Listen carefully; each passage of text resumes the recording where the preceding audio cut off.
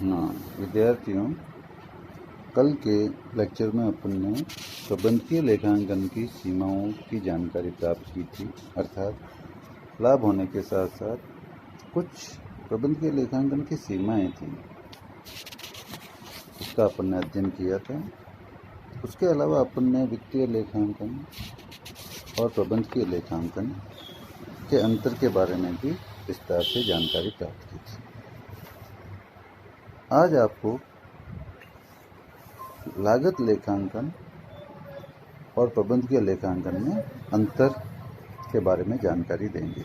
जैसा कि आप जानते हैं कि अपने जितने भी अपने पॉइंट डिस्कस हुए हैं या पिछले विवरण जो भी अपन ने डिस्कस किया है, उसमें ये अध्ययन किया कि प्रबंधकीय लेखा विधि वित्तीय लेखांकन और लागत लेखांकन के द्वारा प्रदान की गई सूचनाओं के आधार पर तथा विभिन्न विषयों और प्रबंधकीय तकनीकों का प्रयोग करते हुए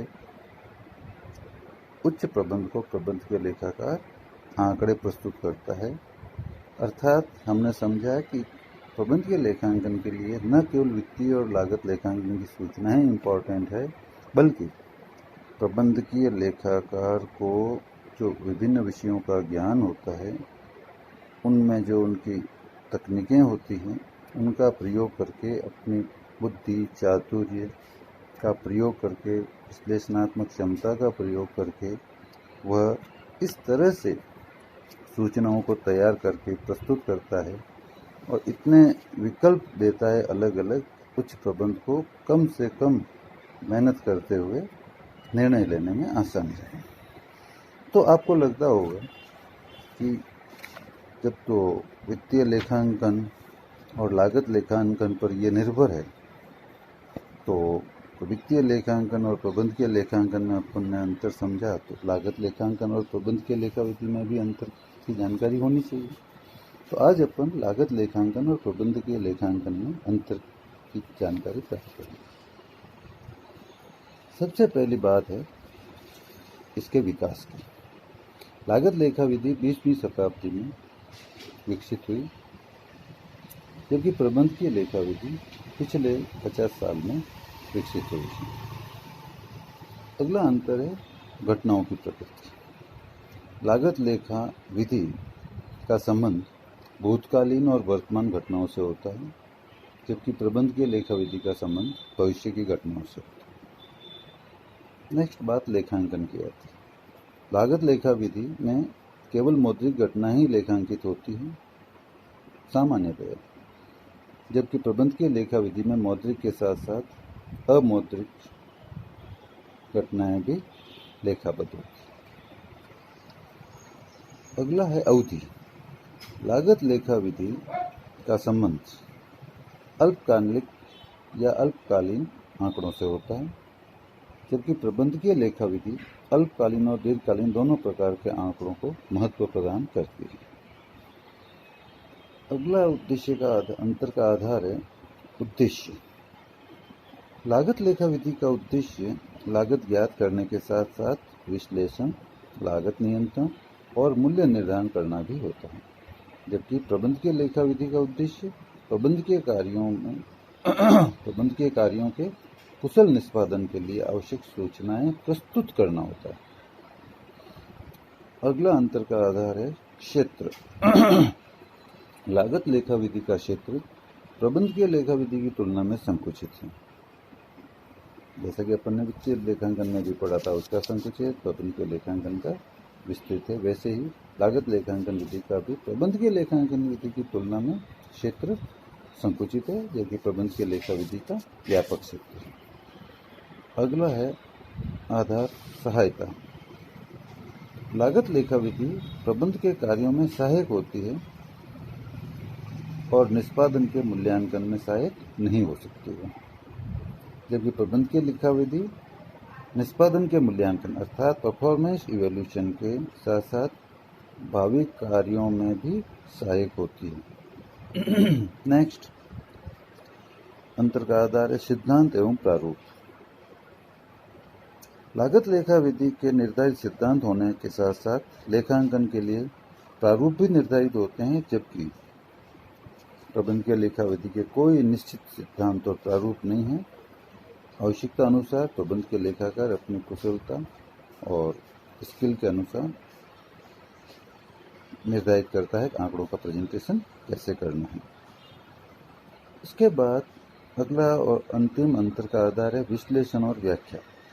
लागत लेखा विधि में समंकों का विश्लेषण और व्याख्या ये नहीं होते हैं, जबकि प्रबंधकीय लेखा विधि में समंकों की रिपोर्ट के साथ साथ अन्य सूचनाओं के संदर्भ में विश्लेषण और व्याख्या की जाती है।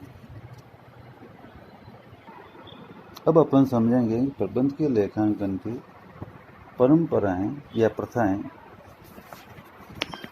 प्रबंधकीय लेखा विधि की अवधारणाएं या सिद्धांत से आशय उन मूल विचारों से है जिन पर इस विषय का संपूर्ण ढांचा टिका हुआ होता है और जिन्हें प्रमाणित करने की आवश्यकता नहीं होती। अवधारणाएं किसे कहते हैं? कि अवधारणाएं वे स्वयं सिद्ध मान्यताएं होती है जिनके आधार पर सिद्धांतों का निर्माण होता है। अर्थात जो सिद्धांत बिना किसी प्रमाण के स्वीकार कर लिए जाते हैं उन्हें अवधारणाएं, जिसको इंग्लिश में कंसेप्ट कहते हैं। हमारे एक विद्वान हुए जे बेटी, उन्होंने प्रबंधकीय लेखांकन की अवधारणाएं के बारे में बताया कि वित्तीय और लागत लेखांकन दोनों से संबंधित अवधारणाएं होती हैं और जिनको विकसित होने में बहुत समय लगा है। इनमें से कुछ को तो प्रबंधकीय लेखाकार के मार्गदर्शन हेतु स्वीकार किया जा चुका है और कुछ को प्रबंधकीय लेखांकन का आवश्यक अंग माना गया है। तो इसके बाद में अन्य विषयों की बातें प्रबंधकीय लेखांकन के कोई निश्चित नियम नहीं होते। किसी भी समस्या के समाधान हेतु जो सामान्य व्यवहार या रीतियां उपयोगिता एवं महत्वानुसार अधिक या कम काम में ली जाती हैं, उन्हें अपन प्रथाएं या कन्वेंशन कहते हैं। ये परंपराएं जब सर्वमान्य हो जाती है तो नियम, सिद्धांत या अवधारणा का रूप ले लेती है। ऑक्सफोर्ड एडवांस लर्नर्स शब्दकोश के अनुसार परंपरा आम सहमति पर आधारित व्यवहार और रस्म को कहते हैं। वर्तमान में जो प्रमुख मैनेजमेंट अकाउंटिंग द्वारा पालन की जाने वाली परंपराएं हो वे निम्नलिखित हैं। जैसा कि अपन ने पिछली बार फर्स्ट ईयर में लागत ये वित्तीय लेखांकन की अवधारणाएं, परंपराएं, सिद्धांत समझे थे, वैसे ही लागत लेखांकन की भी परंपराएं हैं। पहली परंपरा है लेखा कार्य केवल व्यावसायिक व्यवहारों से संबंधित होना चाहिए, व्यक्तिगत क्रियाओं से संबंधित नहीं। इसी तरह से दूसरी परंपरा है जहाँ तक संभव हो लागत और आगम के मध्य अनुरूपता हो। तीसरी है लाभ की गणना संभावित हानियों को ध्यान में रखते हुए की जाए तथा जो लाभ वास्तव में वसूल हो गए हैं उन्हें ही लिया जाए, न वसूल हुए लाभों को छोड़ देना चाहिए, अनरियलाइज्ड प्रॉफिट को। इसे अपन रूढ़िवादिता का सिद्धांत कहते हैं, जो अपन पढ़ चुके हैं। चौथी है सिद्धांतों, पद्धतियों एवं कार्य विधियों को अपनाने में एक रूपता, अर्थात जिसको कहते हैं संगतता, कंसिस्टेंसी होनी चाहिए। पांचवी परंपरा है लेखा अभिलेखन का कार्य विषय परक, ऑब्जेक्टिव होना चाहिए तथा इसमें किसी व्यक्ति के पूर्वाग्रह पूर्वक मतलब बायस्डनेस का विचार न हो। छठी है केवल सामान्य लागतों को ही उत्पादन, विक्रय और वितरण की लागत माना जाए। सातवीं परंपरा है लेखांकन सूचनाएं, अभिलेख, प्रतिवेदन, विवरण तथा भूत, वर्तमान और भावी साक्ष्यों को इस प्रकार संकलित एवं सज्जित किया जाए कि वे संस्था की समस्या विशेष की आवश्यकता की पूर्ति कर सके। इसी तरह आठवीं प्रथा है या परंपरा है उच्च प्रबंध को सूचनाएं प्रस्तुत करते समय अपवाद के सिद्धांत का पालन हो, अर्थात केवल महत्वपूर्ण सूचनाएं प्रस्तुत हो और जो कम समय में समझकर उचित निर्णय लिया जा सके।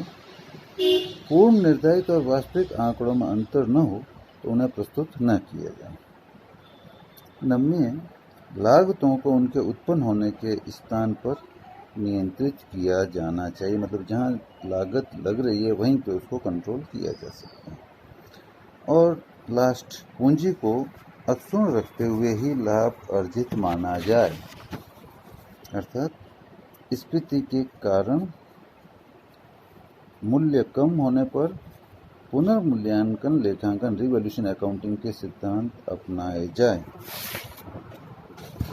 11वीं प्रथा है व्यवसाय की कुशलता का मापन करने के लिए प्रयुक्त पूंजी पर प्रत्यय और तकनीक का प्रयोग किया जाए, अर्थात व्यवसाय की कुशलता नापने के लिए रिटर्न ऑन इन्वेस्टमेंट, प्रयुक्त पूंजी पर प्रत्यय को बोलते हैं रिटर्न ऑन इन्वेस्टमेंट, और तकनीकों का प्रयोग किया जाना चाहिए। अगली है 12वीं, प्रबंधकीय लेखांकन की सूचनाओं का एकीकरण किया जाए। 13वीं है ऊपरी व्ययों को लागत केंद्रों पर अभिभाजित अपॉर्शन्ड किया जाए तथा उन्हें विभिन्न उत्पादों पर प्राप्त लाभ के आधार पर बांटा जाए। जैसा कि अपन ने फर्स्ट ईयर में कॉस्टिंग पढ़ा, absorption of overhead, apportionment of overheads, वैसे इनका जो भी लागत ऊपरी व्ययों को जो विभिन्न लागत केंद्र है उन पर अभिभाजन जो है हर विभाग के द्वारा प्राप्त किए जाने वाले लाभ के आधार पर होना चाहिए। 14वीं है नियंत्रणीय और अनियंत्रणीय लागतों के अंतर के आधार पर ही उत्तरदायित्व निर्धारित किया जाए। उत्तरदायित्व लेखांकन प्रबंधकीय लेखांकन की महत्वपूर्ण संकल्पना मानी गई है, क्योंकि व्यक्ति को अपन अधिकार देते हैं, उसके साथ उत्तरदायित्व भी देते हैं, तो नेचुरल है कि उसको उत्तरदायी तभी ठहराया जा सकता है जबकि अपन उसको पर्याप्त अधिकार दें और उसको कितने समय में कौन सा कार्य किस तरीके से करना है उसकी जानकारी उसको पूरी देते हैं। 15वीं आपके परंपरा है प्रबंधकीय लेखांकन दूरदर्शी, फॉरवर्ड लुकिंग हो, जिसमें समस्याओं का पूर्वानुमान लगाकर उनको रोकने के प्रयास किए जा सके। 16वीं है विभागीय प्रबंधकों तथा सुपरवाइजर्स के साथ व्यक्तिगत संपर्क को रिपोर्ट्स, प्रतिवेदनों, हिंदी में प्रतिवेदन कहते हैं, तथा विवरणों से पूर्णतया प्रतिस्थापित नहीं किया जा सकता। मतलब प्रबंधक की जगह प्रबंधक काम करेंगे, सुपरवाइजर के साथ कोई व्यक्तिगत संपर्क कर ले, रिपोर्ट दे दे या विवरणों से उनको अपन कंपनसेट नहीं कर सकते। 17वीं है प्रबंधकीय लेखांकन तथा इसके प्रारूपों को तभी तक प्रयोग किया जाए जब तक वे व्यवसाय के लिए उपयोगी हो। उपयोगी नहीं है या उसमें परिवर्तन करना है तो लचीलापन होता है, आवश्यकता अनुसार परिवर्तन किया जा सकता है। लास्ट, प्रबंधकीय लेखांकन द्वारा यह बताने का प्रयास किया जाए कि व्यवसाय के साधनों का प्रभावी तरीके से प्रयोग हो रहा है। इसके बाद बच्चों अपन प्रबंधकीय लेखाकार के बारे में जानकारी प्राप्त करेंगे, क्योंकि आप देखोगे कि अपन ने कहा कि प्रबंधकीय लेखाकार वित्तीय लेखों से, लागत लेखों से सूचनाएं प्राप्त करता है, उसको विभिन्न विषयों का ज्ञान होता है, विभिन्न तकनीकों का ज्ञान होता है, उसके अनुसार वो आंकड़ों को वापस सही तरीके से विश्लेषण और निर्वचन करता है। तो अब बात आती है प्रबंधकीय लेखाकार है कौन, क्या ये किसको कहते हैं प्रबंधकीय लेखाकार, इसमें क्या गुण होने चाहिए, क्या है, इसके बारे में अपन जानकारी प्राप्त करते हैं।